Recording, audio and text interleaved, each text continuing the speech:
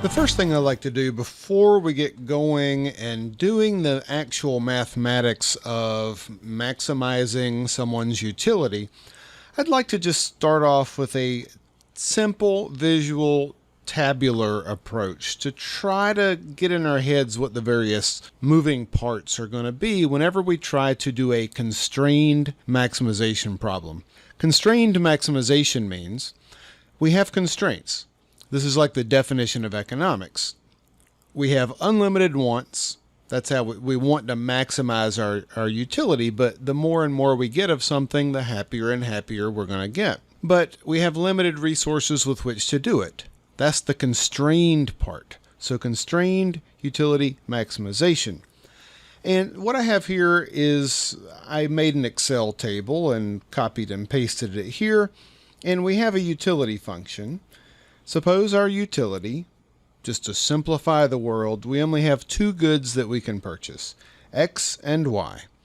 And the amount of happiness, the amount of satisfaction we get out of consuming goods X and Y, although this could be more general, X could be free time, napping, spending time with family. But let's just think about it as two goods for now. The amount of total happiness we get is X raised to the 0.6 power times y raised to the 0.4 power. And we'll talk about why we have these 0.4, 0.6 powers. Normally, that's not required for what we're doing here, but it's kind of a usual thing. So that's our utility function, and we're trying to maximize our utility here. What's our constraint? Well, our constraint is we have a certain amount of money. So here we have a budget. Our budget is $200. And the price of X, PX, is $10 a piece, and the price of Y are also $10 a piece, just to make this example really simple to get us going here. What can we do with this? Well, the first idea I want to introduce us to is the idea of an indifference curve.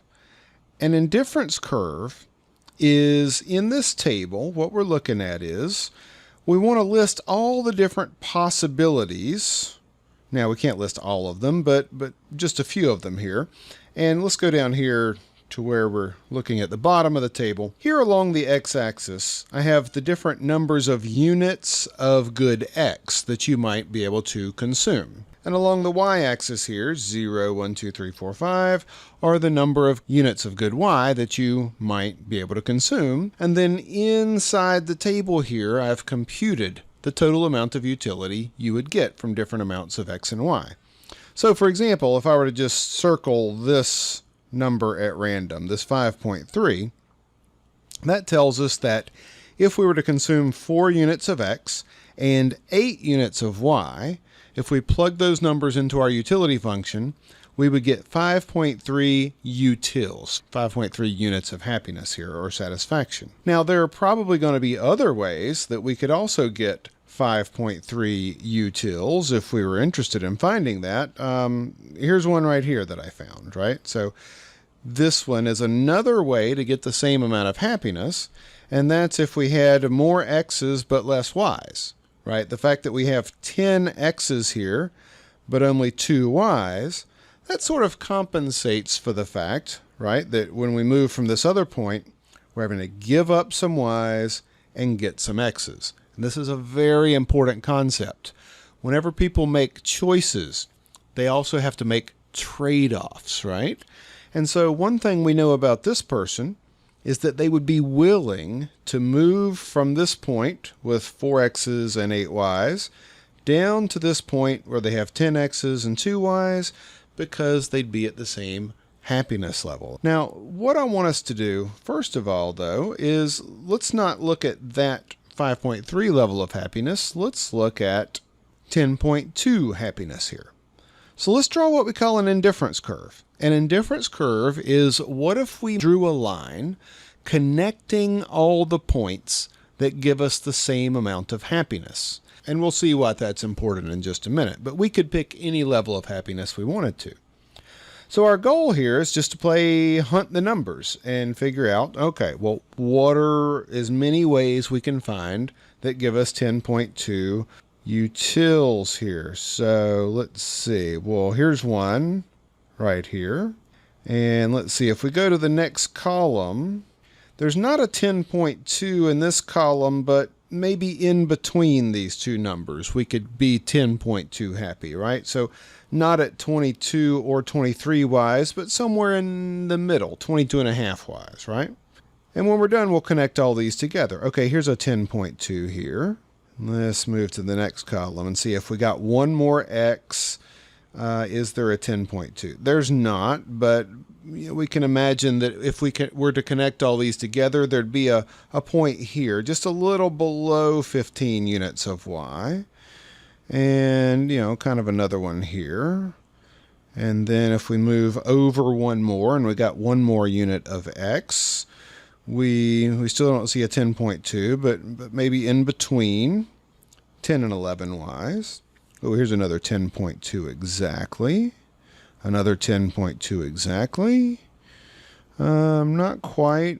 The point here is we don't want to do a lot of math right at this point. We just want to kind of visualize what would this look like if we were to trace a curve outlining all the ways we could be 10.2 happiness. Okay, maybe somewhere around here, somewhere around here. Here's another 10.2. Here's another exactly 10.2. And so now what I want to do is just kind of connect all these dots together to get a picture of what this thing we call an indifference curve might look like if we were just to sketch one. Okay. Pretty close. Now this is not an exact science what we just did, but that's not the point. We're trying to get an intuitive feeling for what it is we're going to be talking about when we say an indifference curve.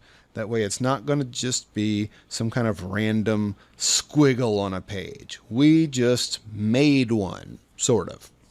So what's important about this? Well, the idea is to get a sense for what an indifference curve is going to tell us. If we look at how we have to move along an indifference curve, what it's going to give us a sense of is for each additional X I get. So in this first column here, we have 5 X's, okay? So let me just write that up here so we can see it. So that's 5 X's. If we move over here to the next column where we have 6 X's, let me make that a little thicker so we can see it. And starting here, we had 30 Y's and 5 X's, and that made us 10.2 happy. If you give me another X, I'd be willing to give up some Y's in order to get that extra X. Now, how many Y's would I be willing to trade in order to get that additional X? We're not going to be able to tell exactly, but we'll be able to get kind of an idea here because we're starting at this point, and when I give you one more X, let's see how many Y's we can lose and still be around 10.2 utils. Let's see. Now we could give up 1 and go down to 29, 2, 3, 4, 5, 6, 7. Going down to 23 Y's. Maybe we could give up about 7.5 Y's that we'd be willing to trade to get that one more X. So think about that. When we move over 1 and we move down approximately 7.5, that's the slope of this indifference curve, this yellow curve we just drew. Rise is down 7.5, run is over 1. So that slope would be minus 7.5. Now I'm spending so much time on this because this is a very important concept when you're talking about utility maximization and indifference curves. This slope, minus 7.5, we call the marginal rate of substitution. Marginal rate of substitution. Rate of substitution just means the rate at which you're willing to trade one thing for another. So the marginal rate of substitution as we move along this yellow indifference curve, this is the indifference curve for 10 happiness, 10.2 happiness. The slope right here is about 7.5.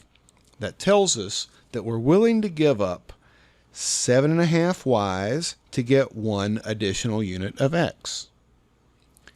Let's do that one more time. What if we were to start, again, approximately right here. Let's zoom in, right about here, at in between 22 and 23 y's. Someone were to offer us, hey, I have an X. I'd be willing to trade you an X. What is the most Y you'd be willing to give up, be willing to trade to get that one more X? Well, let's see. Let's go over 1X from 6 to 7 here, right? So we're moving that direction 1. He'd be willing to give up 1, 2, 3, 4, 5. Now, if we're assuming that we were starting here at about 22 and a half, then going from 22 and a half down to 18, that would be about 4.5, right? So the slope, the marginal rate of substitution, your willingness to trade for one more X, 4.5. Now, it was 7.5 before. Now, this is something that we usually see as a characteristic of indifference curves, that the slope, which also tells us the marginal rate of substitution, gets flatter and flatter and flatter as we move along it. And you can see that pattern as we look at this yellow indifference curve that we made. The slope starts off very steep and it gets flatter as we move down. Now, I want you to think about why we would think that would be a normal, regular thing to happen. And it all boils down to this. Let's compare what's happening at these points when we're in the top left part of this indifference curve. In this region, we have a lot of Y's and we don't have very many X's.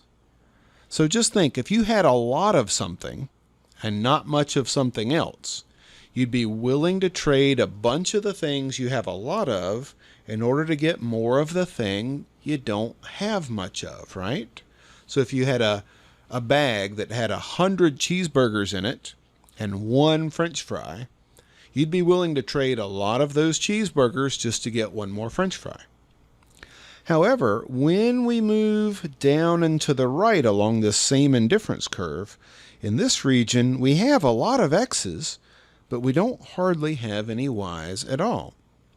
So the slope in this region is very flat, and that slope tells us how many Y's people would be willing to trade to get 1 more X in this region. The slope being very flat says, I'm not willing to trade very many Y's to get even more X because I have so many of them. In fact, let's compare just these 2 points right here that have exactly 10.2 utils. Let me label the Y's here. So this is 0, 1, 2, 3, 4. So here, when we move from these 2 points along this indifference curve, we're going down 1 and over 1, 2, 3, 4. So that slope is -1/4. That slope tells us that if you want me to give up 1 Y, you're going to have to trade me 4 X's to get me to do that. Or, in order to get 1 more X at this point, I'm only willing to give up 1/4 of 1 Y to do that. So this principle we call diminishing or decreasing marginal rate of substitution. Very steep here, high willingness to trade Y's to get 1 more X. Flat here, diminished, lower willingness to trade Y's to get 1 more X. And so typically we have this shape where it's steep here, it's flatter here. Sometimes people will describe this shape as convex to the origin. That is, if we look at the origin here, 0, 0, it looks like it's a V pointed upward away from the origin. So half of doing these constrained optimization problems involves making sure we really understand people's utility and utility functions. And the easiest way we'll normally think about representing these utility functions is by looking at indifference curves. Indifference curves is a very easy visual way to see what's happening when you look at a particular utility function. The second half, right? So this is one half, understanding the preferences. The second half, which is a little easier and a little more straightforward, is to understand the idea of budget lines. What is the constraint we're talking about, right? So what we're trying to do is maximize utility, but we don't have an infinite amount of money to spend, and the prices take our money whenever we try to spend it. So the other half is, okay, what kind of things could I actually afford? And when it comes to maximizing utility, the problem really is to look at the set of all the things I can afford to buy and picking the thing that gives me the highest amount of happiness.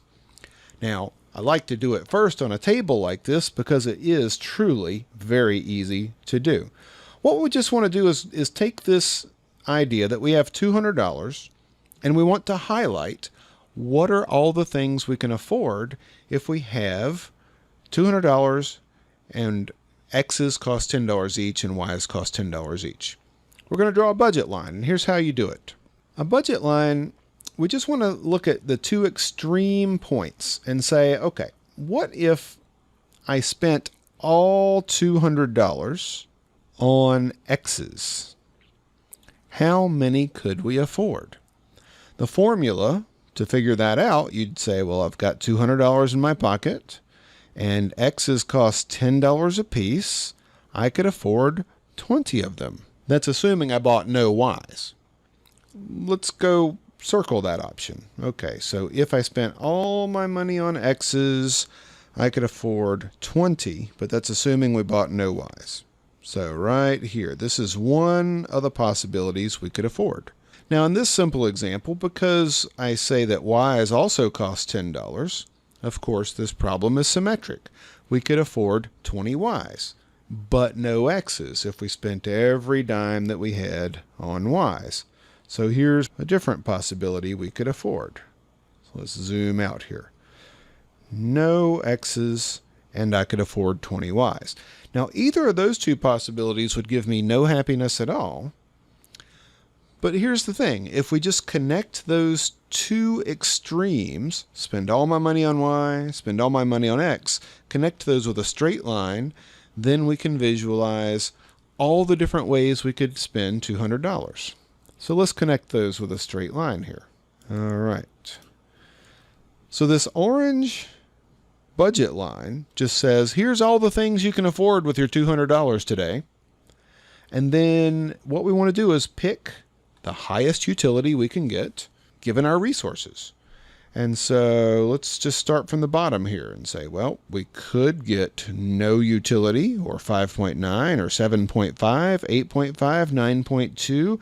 And as we get closer to the sort of the middle, not exactly the middle, but we can get higher and higher utility.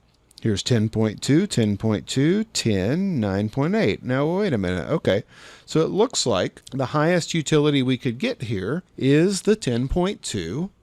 Now you know why we were looking at utility level of 10.2 to draw our indifference curve. And so here, just looking at this table, there are two different combinations that we could buy that would maximize our utility. And here they are. We could either get 12 X's and 8 Y's, or we could get 11 X's and 9 Y's, and either one of those options would maximize our utility at 10.2. Now, if we actually did the mathematics behind this, we would actually be able to find an option in between those two that gives us a slightly higher amount of utility. And we'll do that later on. But for right now, I just want us to try to see what it is we did here just visually. We drew a budget line outlining all the ways we could spend $200. We have an indifference curve in yellow highlighting all the different ways we could get 10.2 utility. And what do we see here when we put these two graphs together? We see that this orange line is tangent to this yellow indifference curve. That is, technically speaking, when we do this math with a continuous curve, it would be tangent, meaning it would only touch at one point. The fact that we're using a table instead of using really continuous mathematics here means that it actually touches at 2 points, but okay. So this is basically the idea of what we're going to be doing when we use calculus and algebra to maximize utility. We're going to be trying to find a point where the slope of the indifference curve is the same as the slope of a budget line. That's how we know that the two curves are tangent, touching at one point. The other thing we're going to want to make sure, though, is that we're spending our $200, and we're not trying to spend more than we actually have. And so we're going to have problems we're going to be doing with two equations and two unknowns. The two equations are going to, number one, guarantee that the slope of the budget line is equal to the slope of the indifference curve. And number two is going to guarantee that we're spending exactly $200 and no more and no less. And if you can keep this little visual illustration in mind as we do the math, we're going to be coming back when we're doing the mathematics to make sure that you understand what the math is doing. And it's going to boil down to looking at things exactly as we were talking about in this example. So I'm going to sign off now and end this video. Hopefully this gives you a good introduction. Join me for the next video when we're going to look at the first part and focus on utility, marginal utility, and the idea of marginal rate of substitution. Talk to you later. Bye-bye.